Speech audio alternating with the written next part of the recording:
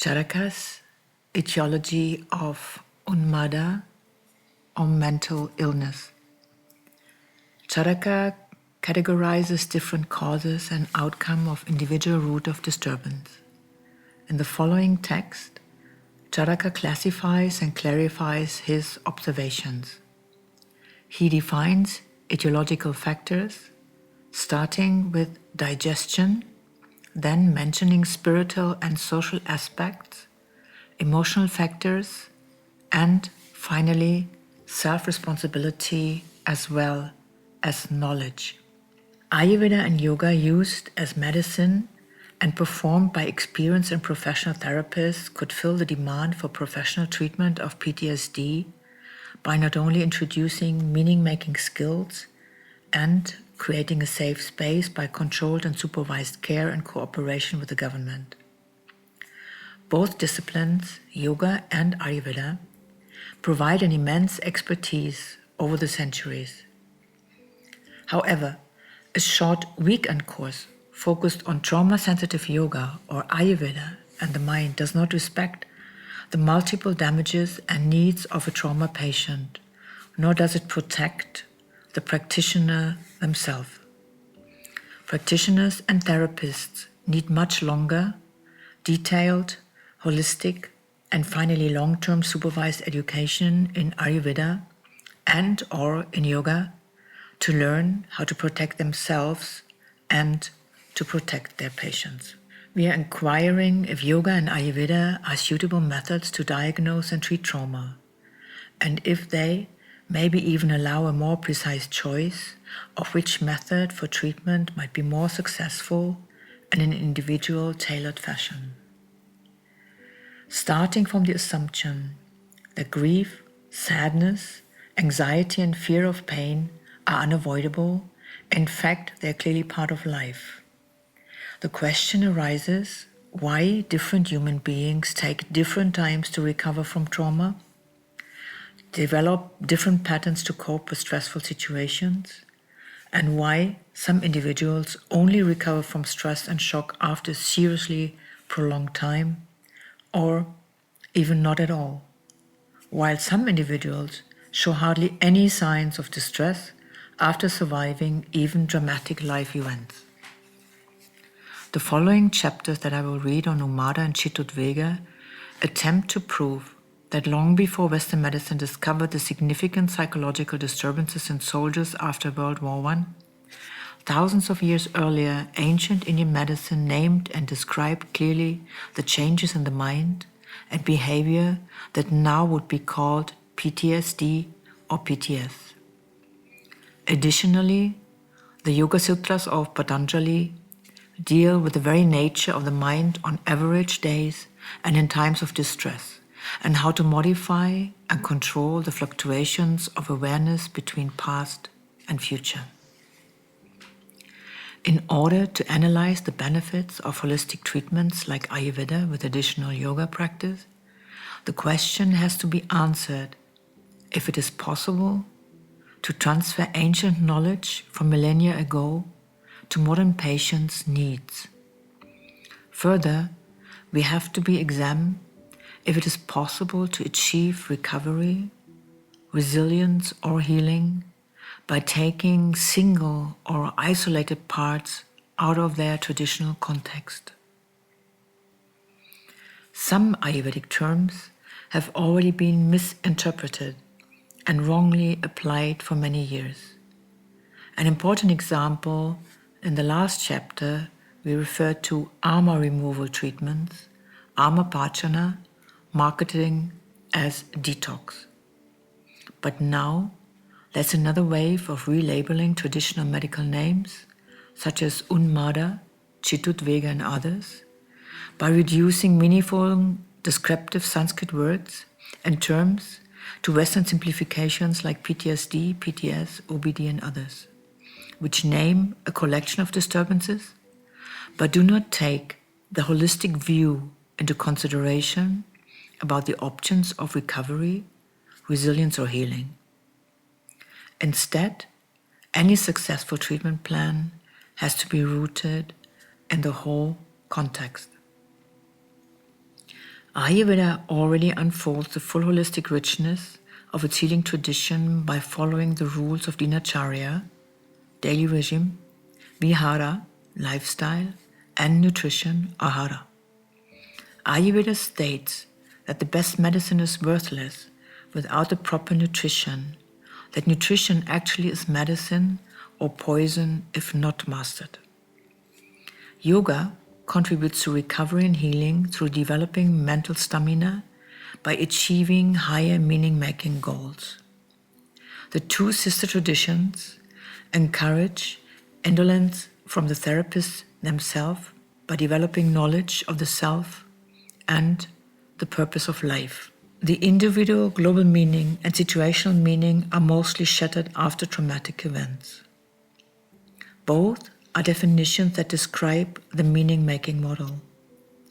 Every person has a need to reason one's own behavior, goals, and feelings. Meaning-making describes a re-established valued purpose of life and even the daily drive to get up. It defines social behavior, standards, and morals. Ayurveda delivers concepts from individual meaning to global meaning and from kitchen to poisonous medicine. It is able to restore meaning-making as it penetrates every aspect of life with its structure, knowledge, and rituals. Once the rhythm of sleep and eating, of exercise and recovery are re-established, the patient feels embedded into a care system and experiences its relaxing qualities in safe space that travels with them. Professor Ram Manohar from Amrita College, Kerala, states in his lecture on Ayurvedic psychiatry that there is no Ayurvedic psychology for the simple reason that one can study the mind only when it is not sane. Ram Manohar, 2018. As body and mind are generally a tight-knit web and not divided in their nature, or cannot be thought even as different parts of a person, clearly the psyche leaves the continuum and shows signs of disturbance in case of insanity. Ayurveda and yoga use empirical scientific tools to explore the consciousness in relation to inner and outer world of the patient. Everything about how human consciousness works, how our attention can be directed, how we get stuck in the past or we travel in the future, has been explicitly described in Ayurveda as in Charaka Samhita and Ashtanga Hridaya, as well as in the sutras of Patanjali, the Giranda Samhita, Hatha Yoga Pratipika, and others in terms of Unmada and Cittodvega or Cittoroga and the gunas. Ayurveda and yoga provide the knowledge to integrate stressful and devastating events in the faith and destiny of the patient in order to recover or, even better, fully heal. Unmada and Cittodvega are the technical Sanskrit terms for clear definitions and descriptions of mental diseases according to the classical scripture Ashtanga Hridaya and Charaka Samhita. Unmada and Cittodvega are translated as madness or insanity. There is a distinction made between internal factors and external factors, including demons that cause Unmada or Cittodvega. A number of texts in yogic and Ayurveda scriptures, as well as in the philosophical and religious spiritual writings like the Mahabharata, the Upanishads, etc., are describing or explaining the function of the mind, the memory, the law of desire, the law of aversion, and the law of action, karma. They deal with explaining the various states of consciousness and how to master the challenges of emotions, how to find purpose, follow rules, and intuition. Patanjali, who is considered to be the author of the Yoga Sutras, introduced the concept of the adverse mind and its misconceptions by introducing the term klesha into the discussion. Others, like the Shiva Samhita, Hatha Yoga Pradipika, the Bhagavad Gita from the Mahabharata, contain precise descriptions of the function of the mind, the consciousness, and how to master the mind and therefore one's karma. These days, trauma yoga or trauma-sensitive yoga has been launched in the US and Europe. It offers techniques that are actually following the same yoga universal conditions, with the exception that the students are selected and the yoga teacher might have special skills. In the US, in particular, these courses are mostly packed with veterans from the Vietnam and Iraq War, mostly male, mostly white, mostly over 50 years old, mostly with a polytoxic background. This is a quote from a friend, P. King, a trauma yoga teacher from San Francisco, in a private interview in 2020. As yoga has been proven to master the ripples of the mind, Patanjali Yoga Sutra, Samadhipada 1-4, the purpose of yoga, Yogash Chitta Vritti Nirodha, trauma-sensitive yoga can be possibly an invitation to dive into the yoga path in general. Though the idea of just taking bits out of the yoga path and limit it to a certain isolated problem does not name the patient themselves but label a complex problem with unlimited adaptation patterns might not succeed on all levels of the injured being. Yogic studies and the eightfold path of Patanjali Yoga are designed to deeply penetrate the concepts of consciousness by intense self-practice and self-study. In the chapter on pranayama, treatment with breathing, in this book, some of the techniques will be explained. There is hope. There is perspective.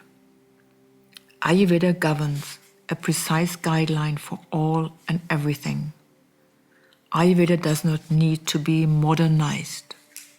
Ayurveda is contributing to the treatment of Unmada Cittodvega through various distinct physical therapies, starting from the Dinacharya, Dravya Guna herbal therapy, the Ahara Vihara lifestyle and nutrition, the Shirodhara, the oleation of the forehead, Abhyanga, the oil, massage, the Panchkarma, the 5 actions, and everything will be packaged to the individual needs. Ayurveda contributes to the specific understanding of the distortion of the mind and therefore how the development of PTS and PTSD can occur in some individuals and in some not. The concept of the doshas and their disturbances, accumulations and interactions with each other as well as with the gunas, as qualities of the mind, and the concept of manas, the sensory motor mind, chitta, the memory bank, the ahankara, the I-ness, and buddhi, discriminative power, are coming in such endless varieties that literally every aspect of the disease could be described, diagnosed, and is therefore accessible to treatment. While there's a yoga technique to explore self through self-inquiry, discipline, guidance, and exercise of the yamas and niyamas, the translation of the Sanskrit terms are following the concepts from yoga and psychotherapy, the evolution of consciousness by Swami Rama from the Himalayan Institute. While there is the yoga technique to explore self through self-inquiry, discipline, guidance, and exercise of the yamas and niyamas, which are rules how to interact with the world, as well how to conduct oneself to the practice of yoga. On one hand, there are the rules of the universe, the unfolding of the doshas and gunas, the focus on well-being, balancing, nourishing what is empty, and reducing what is stagnant or overfilled in Ayurveda. Ayurveda is the long-missed warm motherly hug, as some patients describe it. The warmth and care that re-establishes self-worth by feeling appreciated, by being looked after and cared for. Treatments with warm oil, good and simple healthy food with gentle touch, often manage to fill the inner void. As one patient had described it, as if you find an inner living being inside yourself that is worth to live for, that needs to be loved. It is maybe your inner child that you discover. It is still there. It is wonderful. That's from my patient MW, a psychoanalyst from 2019. Ayurveda displays an enormous range of different treatments from nourishing brahmana to reducing langana, shodhana, from restoring rasayana, shamana to eliminating amapachana. The different applications of medical oil such as Brahmi Tailam, Ashwagandha Tailam, Karpuradi, Kuchampu, Anu Tailam, as in Shirudara, Abhyanga, Basti, Nasya, are just a tiny part of it, although the best known in the West. The vast number of pharmaceutical active plants, animal products, and mineral preparations in Dravya Guna, as well as the pharmacopoeia of toxicology, Rasoshadi, is not all tested in randomized studies and understood yet. There are uncountable variations of medical prescriptions in India based on so many different climates, sources, races and tribes,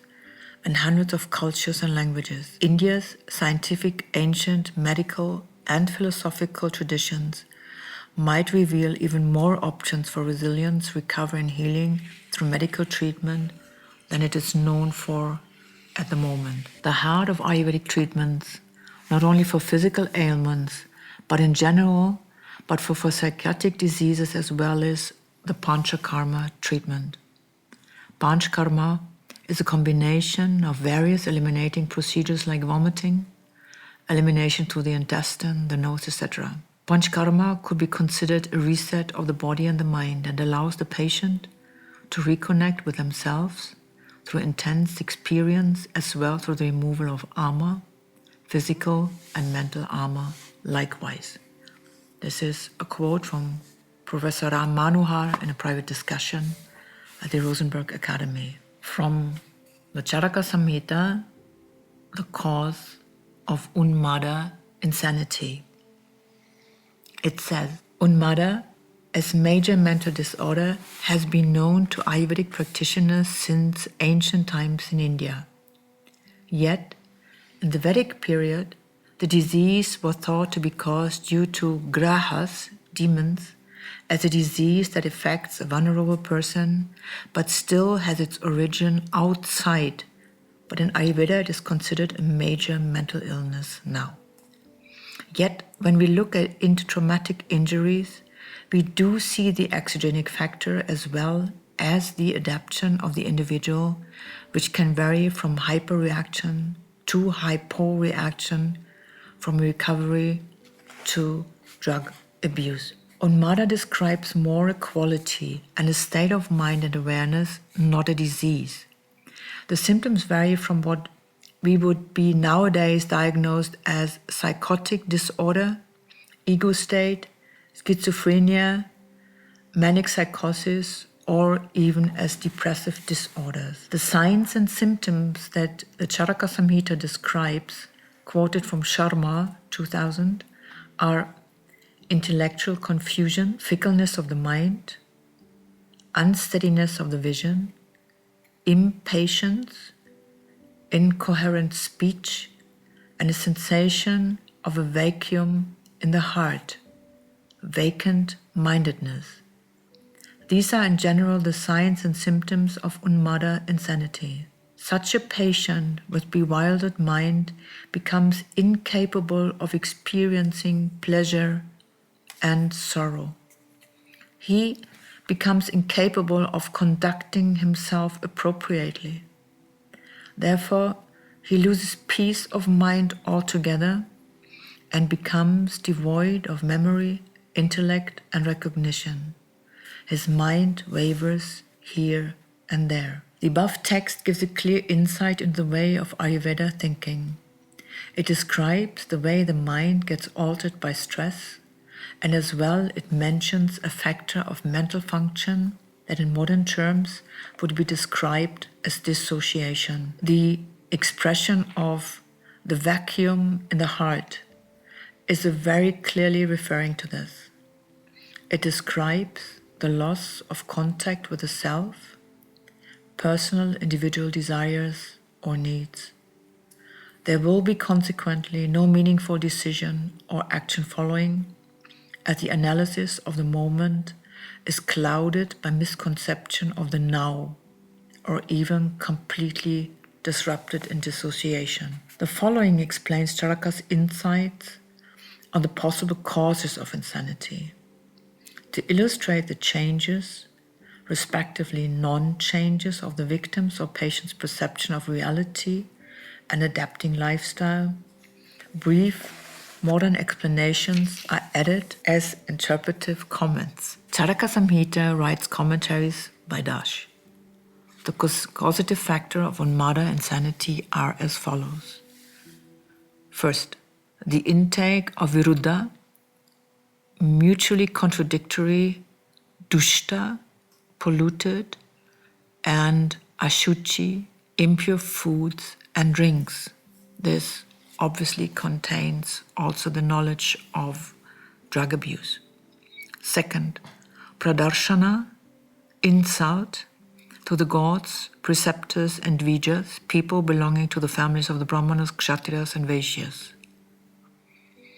Third, affliction of the mind because of fear and acceleration. And fourth, unwholesome regimen. Coming back to point 1, the intake of Viruddha, mutual contradictory, dushta, polluted, and asuchi foods and drinks. According to Ayurveda, digestion is the source and the cause of health or disease, bhoga, roga, yoga. Wrong food choices are considered to be the fundamental factor of diseases. Modern descriptions of dosha aggravation and dhatu, tissue, high blood pressure, depression, high triglycerides, infertility are among others. Even life-threatening consequences of wrong food choices are occurring these days. Wrong food choices can be made by an individual, not knowing the individual needs, but they are encouraged as well by the modern food industry. Charaka mentions polluted food. Polluted food causes short or even long-lasting unwanted effects. Pollution could not only mean fertilizers, germs, industrial herbicides, but could be translated as poisonous food or drugs too. Substantially, alcohol is a poison and considered as polluted food too. It is rotten, fermented food, and its effects are narcotic, pain-killing, causing headaches, emotional numbness, nausea, euphoria, and depression, and is addictive as other spoiled food are. Pradarshana. Being disrespectful to elderly people, teachers, and influential people is quite common in young people. As Aristotle said, this young generation is the worst ever. There's a big difference between the Asian societies and Western societies, and a project named Breaking the Rules turned out having very different answers. While Westerners had no problems of imagining how to break the rules, Asians took a while to understand and picture something. Westerners came up with selfish and not meaningful or meaning-making attempts like smashing a window, having 3 girlfriends at a time, robbing a bank, etc. Namely, all their ideas and the test of breaking the rules were against common society rules, but were giving individual benefit and were considered to be fun things to do. The attitude was elation and mischievous. Asian people, however, in the study, were thinking of, oh, how sad and antisocial, unfriendly it would be breaking the rules. It would make the family feel sad. Breaking the rules was more considered as a loss in value and definitely not as fun. The same attitude was from another study about having bad results in school. While Westerners were worried about their future start in case of bad exams, Asians were worried to upset the mother. A patient with a long history of self-inquiry wrote, "What does it mean breaking the rules? It means that I have had the courage to make something happen. I feel scared of breaking the rules around bureaucracy. I've adventured out in many ways and have felt that I broke the rules by not believing in them. The older I've gotten, I've started to believe in many more rules, like living here in Germany. I have followed more rules. To break the rules to me means standing up for what was right. If I break the rules, it is with good reason. If I break the rules, it is because that rule doesn't align with me and my truth." While happiness exists in all cultures, its meaning and the way it's experienced vary enormously. From happiness around the world, the paradox of happy peasants and miserable millionaires. Interpretation of the 4 causative factors according to Charaka. The causative factors 1 and 2, though, are of minor interest in the understanding of PTS or PTSD. However, they are important for recovery. Although factor 1 can be definitely considered as a supportive factor in the development of distress and can even slow down recovery, the factor 2 needs to be looked at how it could possibly be translated into terms of Western understanding. If an instruction is followed only partially, the instruction is useless or can become even harmful when it comes to treatment. Charaka states, "Do not treat the patient who cannot follow instructions. He is most likely to harm the reputation of the Vaidya, the doctor, interrupt the healing process, and might even keep others away from help by giving a bad reputation." The exploration of the causative factor 3 is the key factor, therefore, in the understanding of Charaka's concept of trauma. The third factor is the fear that affects the heart, hridaya, through a rise of the doshas. The heart is the center of intellectual activities and emotions. Often, the heart is considered to be the seat of the mind, not so in the original texts. Hridaya gets disturbed by the increase of the doshas. The heart in its function as steady and adaptable blood pump is vulnerable to emotional disturbances, fear and anxiety in particular. Fear and anxiety can be named as distress. According to the text, the blood supply gets disturbed in those vessels that are responsible for carrying the mental stimuli to the different parts of the body.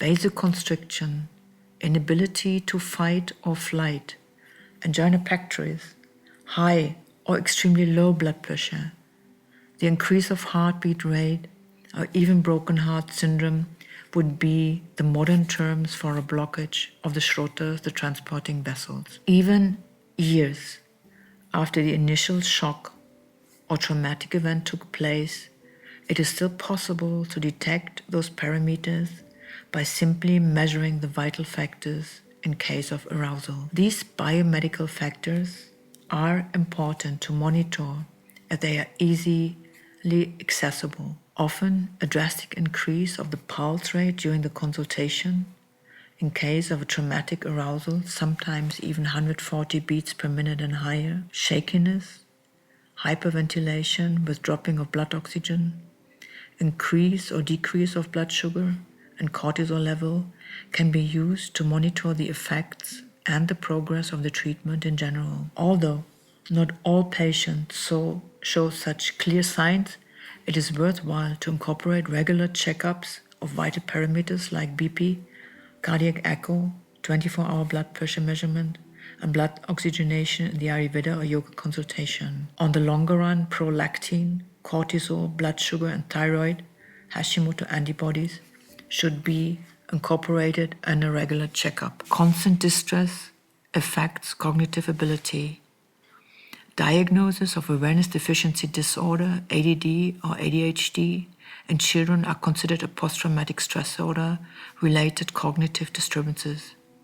Gabor Mate is leading in the field of understanding ADD as a part of a traumatic injury. The mind cannot be peaceful and focused when fear and anxiety disrupt the flow of the doshas.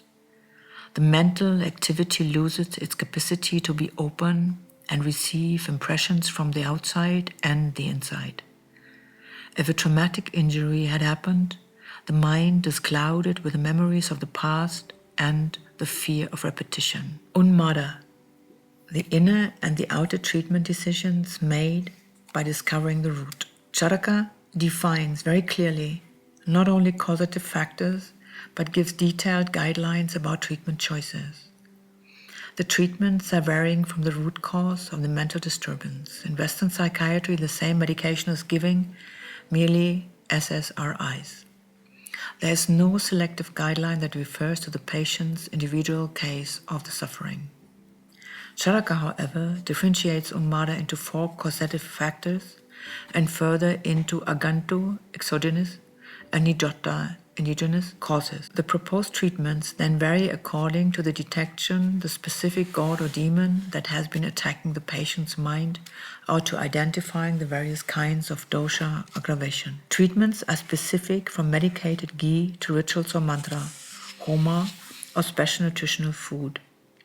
It is mentioned that the physician or Vaidya should not beat the patient. In case of severe Unmada, where all symptoms are contradictory, it is even advised that the doctor refrains from any treatment at all. All treatment would contradict the other and therefore worsen the condition of the patient. Translated into Western psychiatric terms, severe Unmada could be the description of patients displaying borderline syndrome, multiple personalities, which are as well discussed as post-traumatic stress disorder or patients with bipolar disorder. Further classifications of disease according to Charaka, a closer look into disease description in Ayurvedic reveals that there is more of qualification, specification of disease than the general idea that it's either Vata, Pitta or Kapha. The complexity of understanding of the human organism, its function, the influence of the mind and disease, the environmental factors, the causative factors dating back thousands of years, is explicitly laid out and will follow now.